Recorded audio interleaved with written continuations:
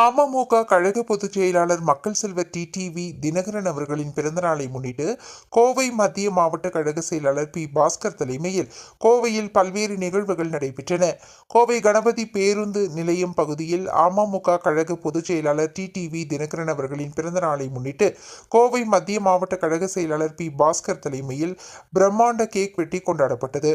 தொடர்ந்து பொதுமக்களுக்கும் நிர்வாகிகள் கேக் வழங்கி பிறந்தநாளை கொண்டாடினர். அதனைத் தொடர்ந்து கோவை எஸ் பின்புறம் உள்ள நேரு நகரில் அருள்மிகு சித்தி விநாயகர் கோவிலில் சிறப்பு பூஜை மற்றும் பொதுமக்களுக்கு அன்னதானம் வழங்கும் நிகழ்ச்சி நடைபெற்றது. இதனை மகளிர் அணி செயலாளர் சந்திரகலா, 19வது வார்டு செயலாளர் சஞ்சீவி மற்றும் கணபதி பகுதி மில்லர் அருள் ஆகியோர் ஏற்பாடு செய்தனர்.